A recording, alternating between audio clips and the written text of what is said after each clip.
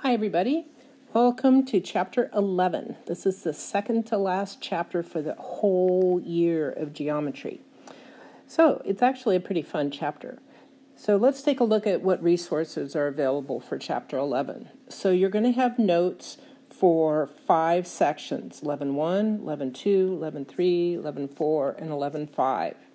And you're going to have homeworks and review sheets, right? Just like we did for chapter 10, and those will range from numbers 36 to 43. Then you're going to have a chapter 11 theorem sheet and a chapter 11 vocabulary sheet. And just like in chapter 10, where you had the chapter 10 theorem sheet, you're going to have something similar for 11. I'll have paper copies of it, and it's also on Google Classroom. Same with the vocabulary sheet. I'll have paper copies of it, and it's also on Google Classroom. Please read this next paragraph really carefully. When you watch the videos, take notes, and do your homework, you should have all of these resources out on your desk. They do absolutely no good if they're stashed in your backpack. You need them to do this work. So when you go to do problems in your homework, you're going to need to understand the vocabulary that's used, and you're going to need to know what the theorem sheets are, what the theorems are, and the postulates. So you're also going to need your notes from whatever section that you're working on, because it's going to help you know how to do the homework problems. The homework problems and the notes are almost exactly the same, just the numbers have been changed. So if you sit down to do your homework with just the homework page, it's going to be much more difficult than if you sat down with the notes and the theorem sheet and the vocabulary sheet to do your homework. You'd probably get it done at least twice as fast, if not more, plus you'd learn more.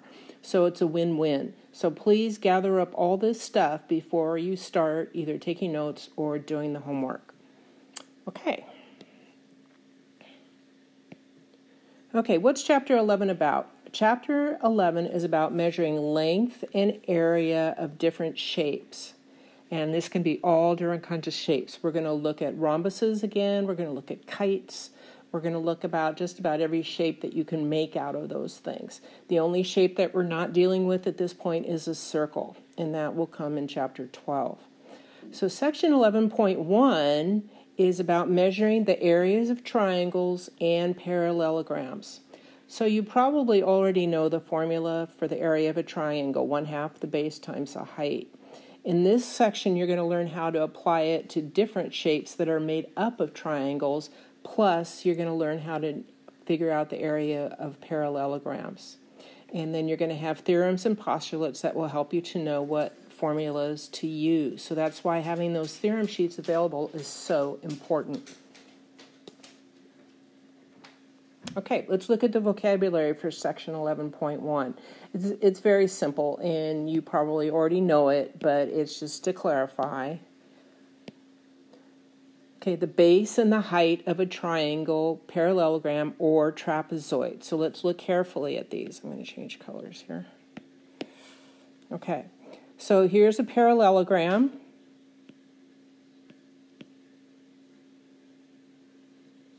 Okay, it's abbreviated with the 2 vertical lines. Okay, and remember that these 2 sides, those pair of sides are congruent, and this pair of sides is congruent.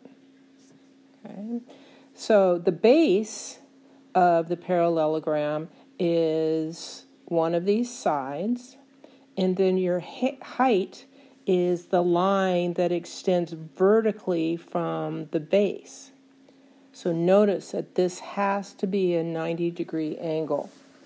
Okay, so this line is not the height. This line is not the height. The height is that line in the middle that is perpendicular to the base. Okay, same thing with a triangle. Here's your base, and here's your height. Okay, and again, the height is perpendicular to the base. This is not the height, and this is not the height. Those are the sides of the triangle.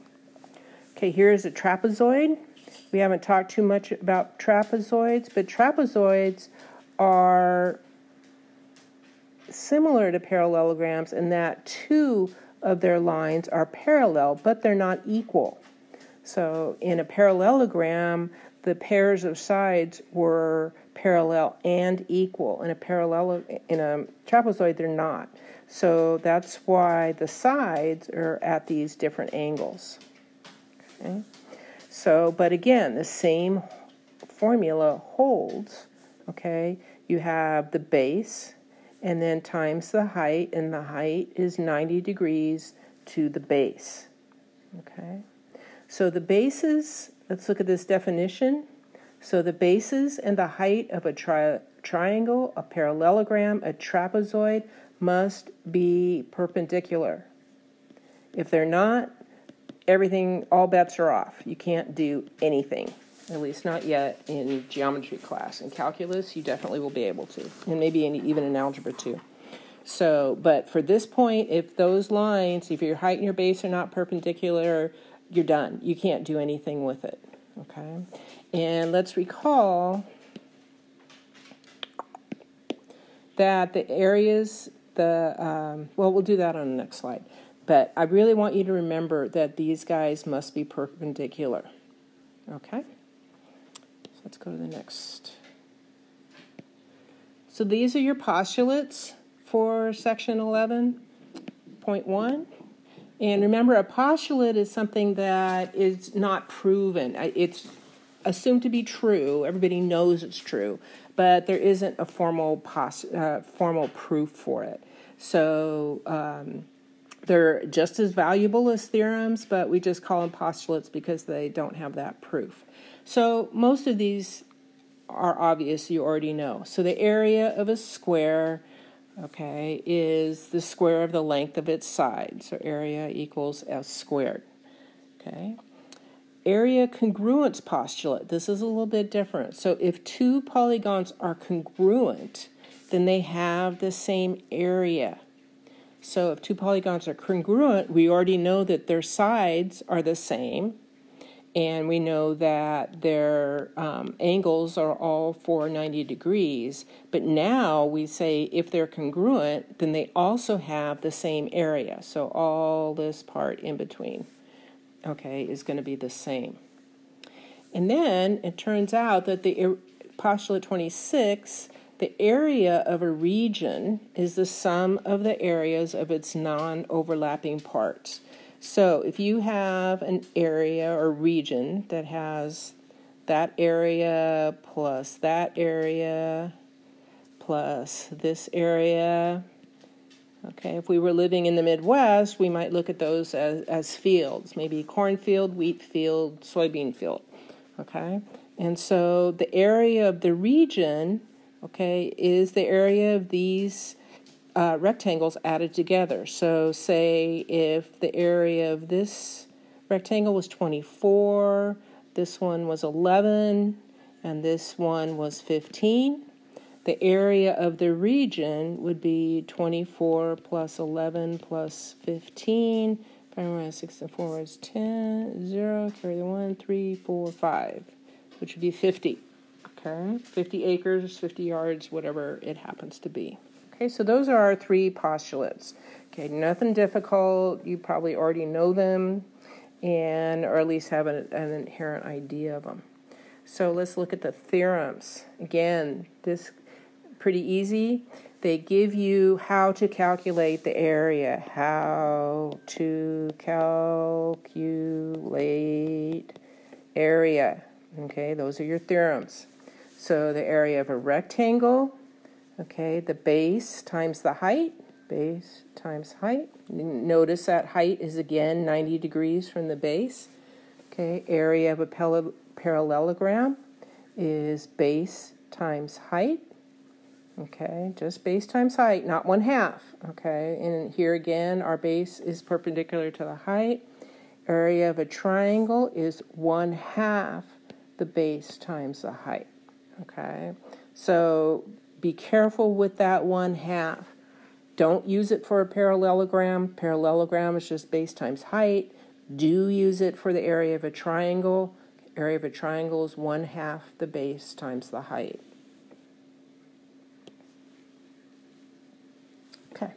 So the trick in all this is learning how to look at different shapes and take them apart in your mind so they become pieces that you know how to deal with, okay? So this is asking for the area of a parallelogram. We know by theorem 11.2 that the area of a parallelogram is equal to the base times the height, okay? So, and here we're looking at the parallelogram that's in blue. And there's actually two ways to calculate it in this picture, and I want you to be aware of both ways. Okay, and I'm just picking whatever way first, it doesn't matter. Okay, so here's our parallelogram. It's pretty obvious to see this base, okay, which is 6. So base times height, our base is 6, okay. But if I draw a perpendicular anywhere in here, okay, it doesn't get to the top of the parallelogram, so it's not accurate. So those are not going to work. Okay, so what do? So what we do is we extend the base out to the point where we can draw a perpendicular, okay, to the very tippy top of the parallelogram up here, and then we measure that length. In this case, the length is 8. Okay, so 6 times 8, our height is 8, is 48. Okay, so this is our height. So that's one way to do it. Let's look at another way. So another way, we actually turn this around, okay, and make this, this line the base. Okay, remember the base can be either. In a parallelogram, they're the same side, they're the same length as the opposite side, okay, and they're all parallel. So you can choose either this long side or the short side to be your base. Doesn't matter, okay. So in this case, we're going to choose 12 as our base. Okay, now what do we do about the height? So we're looking for a vertical line that goes from the base to the height, to the top of the parallelogram. Okay, obviously this one is not going to work. This one will work because it's perpendicular and it goes all the way across. Okay, and then sure enough here they've drawn a convenient line for us. They've told us that it's 4, so the base is, or the height is 4 in this case, and 12 times 4 is 48. They're equal. We're good to go. Okay, so that's two ways that you can look at this. Now, it turns out in the next example, you're going to see that, yes, there are indeed two ways, but only one of them is helpful. So in this case, find CF. So we're looking for, come on, we're looking for good old CF right there. Okay, notice they don't give it to us. And there's nothing in here that gives us that height. This length over here of AEB, okay, that is not this. Okay, those two are not equal. So this is a diagonal, FC is a diagonal, and AEB is just a base of the parallelogram. Okay, so I'm even going to take that off. So let's look at how we can solve this. So let's do the easy one first. Well, no, let's do the hard one first. So if I was going to take this side as my base, which I can do just like in the previous example, my base would be 13, and my height, okay, again, it's not AB, not AB, AEB, okay, the height, we'd have to extend it out and make it perpendicular, and this would be the height. But we don't know the height. So that particular method is not going to be helpful, okay? So what do? So we look for an alternate solution, or another way of looking at the problem. And this one's pretty obvious. I'm sure you've all seen it by now. So here's our base, Okay, our base is 10. Okay, and they've conveniently given us our height, which is perpendicular to the base, which is 12. Okay, and we multiply those two together. 10 times 12 is 120. Okay, but wait, that's not what we've been asked. We're not asked for the area, which we've now computed. We've been asked to find CF. Okay, so how do we do that? Okay, CF is again this height from that first attempt that we made, that first approach that we had. And we wrote this equation.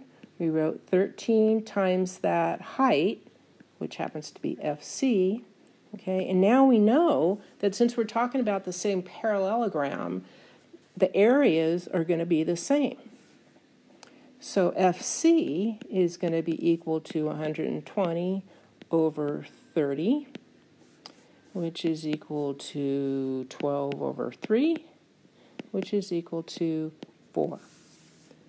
So our height there is equal to 4. And indeed, notice that this line, this 10-inch line down here, is not equal to this 4-inch line down here. So that would not have been an appropriate appropriate height if I had used this 13-inch DA side as a base. Okay? And also, again, make sure you're answering the question, okay? Not what you think you answered, what you need to answer, but actually what the question asks for. Okay, people lose points on that, which is sad. I hate to do that, but okay. Let's take a look at some here.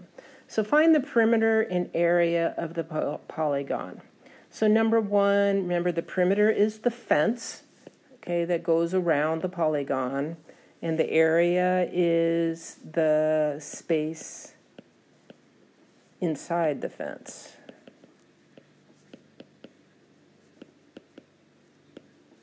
Okay. So the perimeter for number one is pretty easy. Okay, we're going to make P. We just count the edges. We have 17 plus 10 plus 15 plus 6. Okay, didn't calculate that. So 17 plus 10 is 27. 37, 42 plus 6 is 48. Okay. Now, area is going to be a little bit tricky because we do not know that if this angle is a 90-degree angle. Nothing tells us that. So Pythagoras is not good. He's not going to help us in this case. So we cannot use the Pythagorean theorem on this whole triangle because we do not know for sure that this angle is 90 degrees. It might look like it's 90 degrees, but we do not know for sure. So Pythagoras is out of the picture for this whole thing. So what do? So we divide and conquer, as the saying goes. So let's divide this big triangle into two smaller triangles. Okay? So let's look at that little one first. So we do have a right triangle, therefore we can call on good old Pythagoras. We know the base, which is 6, and we know that diameter, which is 10, that hypotenuse, which is 10, but we don't know this height. So what do? You guys remember we call on Pythagoras. H squared plus 6 squared is going to be equal to 10 squared. Okay, h squared plus 36 equals 100. H squared equals 100 minus 36. 10 minus 6 equals 4. I think it's 64. And h is equal to 8. Okay, are we done? No. Okay, all we've figured out is that this side right here is 8. Okay, we haven't figured out anything about area yet. So what is the area of this little triangle? So it is the base times the height times 1/2. So little triangle, okay, is 1/2 times the base, which is 6, times the height, which is 8, is 1/2. 48 is 24. Okay, the big triangle is 1/2. And in this case, it's kind of on its side because here's the 90-degree angle, and our base this time is 8, and here's our height is 15. So 8 times 15, 8 times 5 is 40, 120, half of 120 is 60. Are we done? No. Okay. We have the area of the little triangle, and we have the area of the big triangle. We need to add them together to get the area of the whole triangle, which is what is asked for. It's asked for the whole polygon. Okay, 4 plus 0 is 4, 2 plus 6 is 8. So our answer is 84. Okay, if you had given me 24 or 60 or 8, that would have been wrong. Okay, so please remember to answer the question that's asked. So I'm going to erase this, so you might want to pause and copy if you haven't finished doing that yet. But pause and copy, and we're going to go to this other problem. Okay, so let me get a different color just for a change. So here we have a polygon.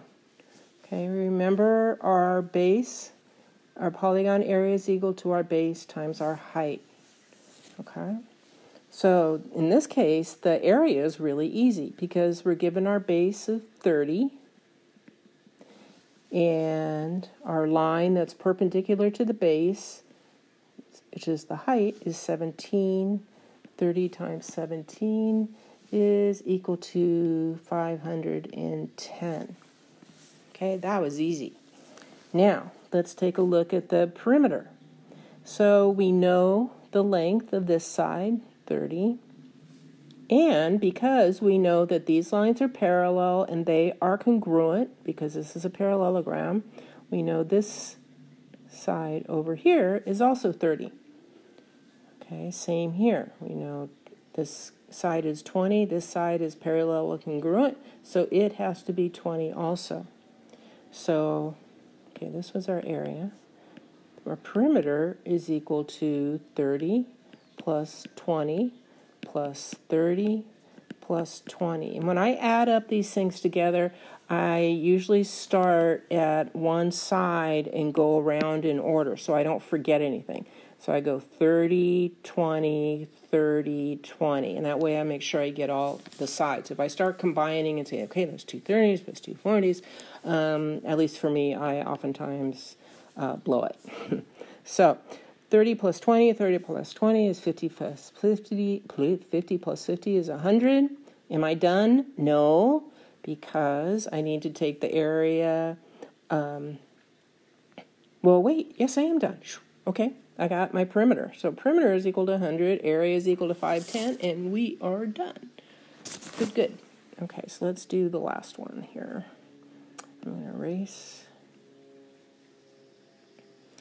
So here we have good old Pythagoras again. So you should be getting to the point now where when you see one of these red squares, you automatically think Pythagoras and the Pythagorean theorem, okay? And that you will be able to use it in this case. So for our area, we don't have our height, we have our base, okay? We do not have our height, okay? And for our perimeter, we're missing one side. So how do we figure it out? Good old Pythagoras. So we have h squared plus 5 squared equals 13 squared. H squared plus 25 equals 169. H squared is going to be equal to 90 minus 5 is 4. 6 minus 2 is 4. 144. H is going to be equal to 12, the square root of 144. So now we know our h. H equals 12. So what's our perimeter? Our perimeter is 13 plus 12 plus 5. 13 plus 12 plus 5 is 25, right? Plus 5 is equal to 30. Our area is equal 1/2 the base times the height, which we now know. So it's 1/2 times 5 times 12. Okay, 5 times 12 is 60, times 1/2 is 30. So our perimeter and our area are both equal to 30, and that's fine. Don't be freaked out if you get that. That's totally fine. Okay, so there are some fairly easy perimeter and area problems. You will see quite a few of them on the homework. Okay, let's look at some little bit more challenging problems. Okay, so here there's no picture, there's just words. And so those of you who like word problems, this will be great for you. Those of you who don't, well, you got to struggle through it. So the base of a triangle is twice its height. So you can draw a picture. So the base of the triangle is twice, 2 times longer than its height. So its height is about half. Okay. So this is its h, and this is its base, and then we'll put in the hypotenuse right there. Okay. So the base of the triangle is twice its height. So our base is equal to 2 times our height. And then we're told the area of the triangle is 36 square inches. So you're supposed to find the base and the height. Sorry, I got to move a cat. There we go. Okay. So we use our formula for the area of a triangle, which is 1/2 the base times the height. Okay, so we have 1/2. Okay. Our base, I guess I kind of, yeah, they kind of switched the words on us here. So our base, which is 2h, okay, times our height, which is h. So this is 1/2 times 2 times h times 8 is h squared. Okay, and we know that this is 36. So 1/2 times 2 cancels each other out, so I have 36 equal h squared. Okay, 6, h is equal to 6, the square root of 36. So h is equal to 6. Are we done? No, we need to find the base, which is equal to 2h. 2 times 6 is equal to 12. Now we're done. Okay, if you didn't give both those answers, you'd be missing a point, right? Because it asked for 2 things, the base and the height. Okay, that one wasn't too bad. Okay, this guy's a little bit of a stinker, and I'm going to go through it fairly quickly. It would be a spicy or an extra credit kind of problem on a test. Okay, so they're looking for the area of the front side of the barn. So that's this whole red area here. So the rectangular part is pretty easy, right? Okay, rectangle, okay, is equal to base times height. The area of the rectangle is equal to base times height. Okay, in this case, the base is 26. The height is 18. So we know the area of that part of the triangle is, that part of the barn is 468. Okay. Now we have this triangle part. And we know how to calculate the area of a triangle is 1/2 the base and the height. And we have our base, but we don't have our height. So we need to draw in our height. It should be right there. And again, it's perpendicular. So what do we do? Now, you have to remember back, okay, we have these 2 sides are equal, and we know what, and we have this same length. So what kind of triangle is that? Okay, that is Mr. Isosceles. Okay, it's an isosceles triangle. It's a special triangle.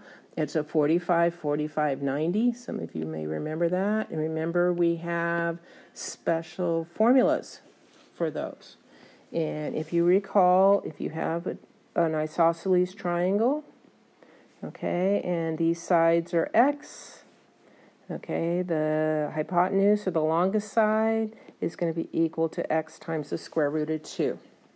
Okay, So the first thing we need to do is find out what this side is, what this slanted side is. And in this case, with a isosceles triangle, this is going to be x. And so we know that x times the square root of 2 is equal to 26. So x times the square root of 2 is equal to 26. So we know that x is equal to 26 over the square root of 2. Ick, ugly number. So what are we going to do? We're going to get rid of that radical on the bottom. Remember, we talked about that.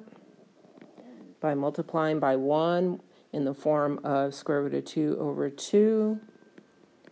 Okay, this becomes 26 times the square root of 2 over 2. Okay, remember, square root of 2 times square root of 2 is 2. Okay, 2 goes into 26 13 times. 13 root 2. Okay, is going to be that side.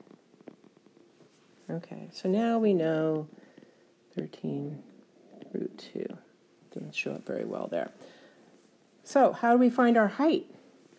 So we know that because this is a right triangle, because this is a right triangle, this height bisects that larger angle, and so this line has to be half of that whole length. So that's going to be 13. So we can use good old Pythagoras again, because we have a right triangle, and let this be our height. So our base is 13 squared, okay, plus our height squared is going to be equal to 13 root 2 squared. Oh, good, we're going to get rid of that root, okay. So 13 squared is 169 plus h squared. Okay, now here's where you got to be careful. So remember, you've got to square both the 13 and the root 2. So you have 13 squared times square root of 2 squared is equal to 2. So we get 169 plus h squared is equal to 169 times 2. 169 times 2 is 18, 12, 13, 238. H squared is going to be equal to 238 minus 169, if I did that right. 9, 12, 6 to 6, 1, okay, is 69, really? So 238, 18 minus 9 is 9, 12, we have to borrow, so yeah, equals 69. So h is equal to the square root of 69. Okay, so this is not going to be a pretty picture. So we have our height, which is this square root of 69. So now we have to calculate our area, because remember that's what we're going for. So the area of the triangle is 1/2 the base, which is 13, times the height, which is the square root of 69. Okay. And that might be no, I don't think it is. But we could probably simplify that, but I'm not going to do that right now. So it's equal to 13 over 2 times root 69. Okay. So are we done? No, because this is the triangle on the top, and this is the rectangle. We need to add them together. So the area of the side of the barn is equal to 468 plus 13 over 2 times root 69. Okay, there's your answer. Now, if one of you guys wants to check me on this, I could have made a mistake somewhere in here, because these numbers are pretty ugly, and normally in the book they don't give you really ugly numbers, so you might be able to find a mistake. Okay, so let's go on to the next one. Okay, now this is a very reasonable problem. The barn one was a little bit iffy, but this is totally reasonable, and you could expect to see something like this. Okay, So find the area of the combined shaded figures. So we know from that theorem that said that we could combine the areas to find the region, we know that all we have to do is find the area of this square and add it to the area of this triangle, and we have the area of the whole enchilada. Okay? And just like with the barn, calculating the area of the rectangle is pretty darn easy.